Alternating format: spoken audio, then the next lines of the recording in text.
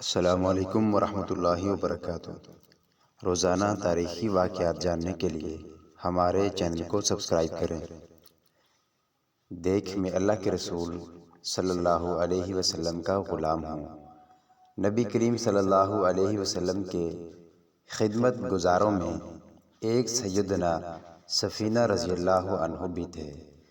وہ اپنے متعلق بیان کرتے ہیں کہ میں کسی سمندری سفر میں تھا، میری کشتی ٹوٹ گئی اور میں کشتی کے ایک تختے پر سوار ہو گیا۔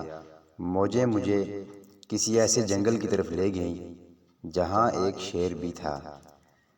جب وہ شیر میری طرف بڑھا تو میں نے اس سے کہا، دیکھ میں اللہ کے رسول صلی اللہ علیہ وسلم کا غلام ہوں۔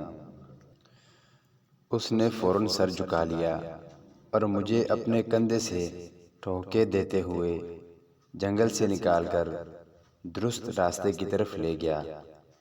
پھر وہ ہولے سے غرایا جیسے الوداع کہہ رہا ہو اور واپس چلا گیا۔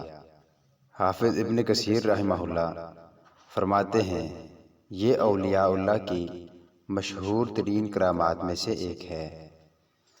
اللہ رب العزت ہمیں ان ہستیوں کے نقش قدم پر چلنے کی توفیق عطا فرمائے، آمین۔